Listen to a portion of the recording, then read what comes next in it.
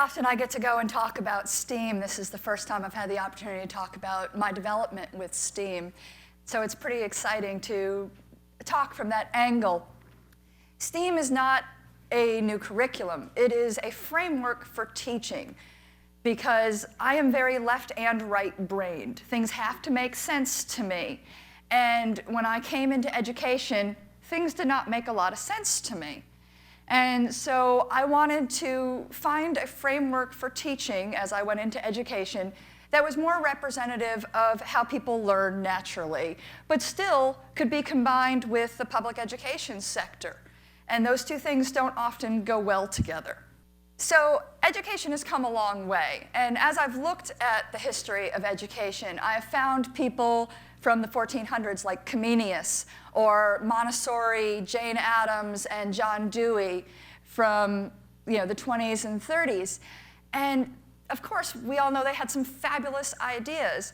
And because I taught in technology education and engineering, we did a lot with the design circle.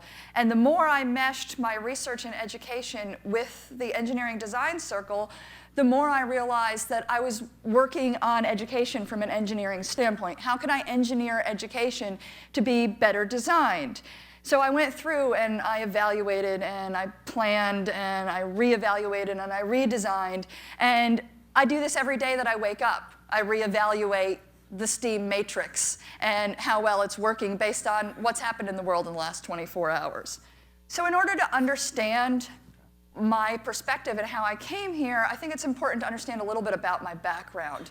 There's a certain bond that people have if they were raised by immigrants, especially immigrants that went through the Great Depression. They have their own viewpoint on the United States, on the world, and I was mostly raised by my grandparents. My grandfather was an electrical engineer for Grumman Electronics, and he worked on the electrical system that went into the first modular landing on the moon.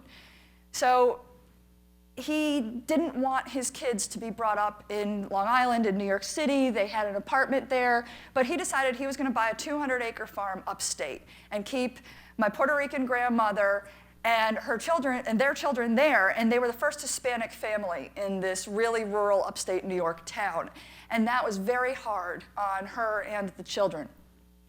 But she grew up where she gave up the Puerto Rican debutante lifestyle. She moved to New York City to tell her family, I don't need this lifestyle, I can do it without you. She was always the tomboy and in trouble and very lively. So I got his very strict engineering mindset, and I got her very loose, creative, humanistic mindset.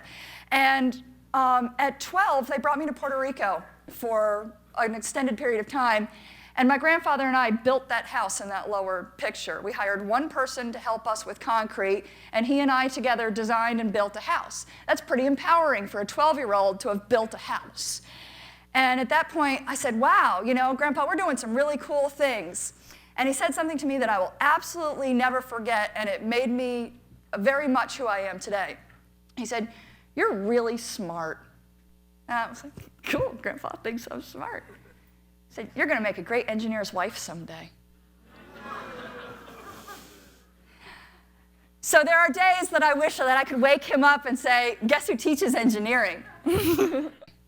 The reason I was raised mostly by my grandparents is my mother has Asperger's, almost autism, and my little brother has Asperger's as well. If you've had students with Asperger's, you know that they can be quite challenging. Having a parent with Asperger's, almost autism, is very challenging. So I grew up with this mindset that there are so many different ways to learn from people, no matter what their skills or deficits. And there's so many ways to teach other people. And that's so ingrained into my core. So my younger brother up there is an excellent representative of Ms. Cantor's statement, the top 100% of our students. And I am more proud of him for getting through high school and going on to community college than I am of graduating Virginia Tech with high honors. He works harder in many ways than most of our students ever have to work for his achievements. Now, another thing that I've learned is my little crazy Puerto Rican grandma still lives with us. She's 89 years old. She has Alzheimer's. And I teach her some of the same things every day, all day long. And we go over some of the same things. but STEAM works just as well for her as it does for my children when they were in the sandbox. And so one of the really cool things about what I've been able to develop is that it's really universal for age. There is no point where it works or it doesn't work. So that was very exciting to me. I also had a big influence from the arts. My mother married an artist at one point, and he did that portrait of me as a child. And so I had this great influx of intense engineering, intense art, and this kind of wild, creative homemaker of my grandmother. So I decided that I wanted to be a lawyer or an architect. And upon going into college, it wasn't too long before I got pregnant. And I just said, you know, I don't want to spend all of my time in school when I have young children. I'm going to go and do something easier. I'm going to take clothing and textiles design as a bachelor's degree. But I was never one of those in-the-box people. So they said, okay, design an outfit with one seam. And I designed an outfit all made out of zippers. Then I went and I became the vice president of a company in Ecuador. And I got to teach 140 people all the time how to make clothes. And that was fascinating. Then I decided I was away from my kids 70, 80 hours a week. I wasn't being the parent I wanted to be. I gave up going to Ecuador and flying around the country for shows. And I went back to school to get an education degree. Well, I had to pay for my children. So I decided I was going to start designing houses. No architecture degree, I was just going to do it. And I did it. So I designed a bunch of houses and redesigned a bunch of historical houses in town, and that was really neat. I went to Virginia Tech and I took technology education. The reason I took it is because to me, technology education is where all your other subjects come together. You can do math, science, English, social studies, everything. And it all comes together in that classroom and you get to make stuff. So that was really neat. And it's necessary for everybody to understand a modern world to be technically literate. Around that time, NSF coined the phrase STEM, science, technology, engineering, mathematics. Our department moved from being technology education department to the first integrated STEM department in the world. And it was based on the fact that if you teach all these things in relation to each other, they make more sense and it's more ingrained. So I went through all the standards and I started looking for commons. And I had a professor, say to me something else that changed my life. He said, you're one person and you're really biting off a lot here. One person can't change the world. And I was like, what did you just say to me? And I said, yeah, you know. I said, Hitler, Gandhi, haven't heard of them. I'm going to try to be somewhere in between. Let's see what I can do. So communication is really important. And it's not just what is written, it's how it's interpreted. And that hit me hard.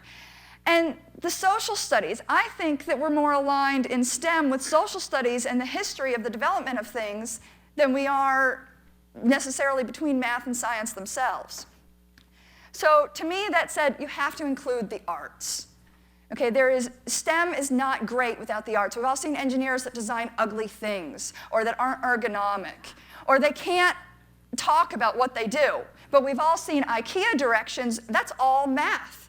And they can transfer things through pictures in art and the language of mathematics. So it became very important to me to really look at the artistic element of STEM. I also made sure that STEAM had all of the basic backing that it needed. It is representative of all these different teaching theories and learning theories that we've heard a lot about. So somebody said to me, why are you doing this? I said, well, it's important to teach people how to learn. You can teach people how to learn? Yes, you can teach people how to learn.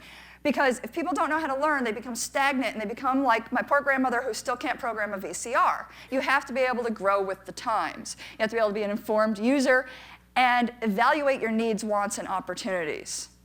So understanding where your opportunities are is really valuable, and that was a very important part of STEAM.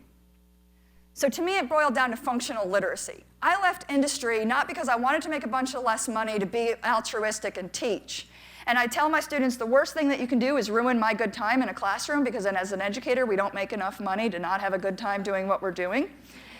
And so my classroom is very intense, but it's also very fun. And we do things like ultimate recycling, and the game in the middle is a game for blind students to learn the different regions of Virginia. And so all of this started really coming together. And I said, okay, this is where I need to really have like a summation sentence of what STEAM is. And I kept racking my brain and writing down different things and reading through research. And we know that there is no true holistic education that can be taught. Everybody interprets things differently. So if you talk to identical twins and you tell them identically the same thing, they're going to interpret it slightly differently. You cannot control holistic education. But you can understand the structure of what you're teaching people and show and point out all the different things that relate to each other and try to make it as holistic as you can. So this is what I came up with. Science is the natural world. It's what we've been given. Technology is everything designed up to this point. So if you want to take the world forward, which we all do, that's what you're given to start with.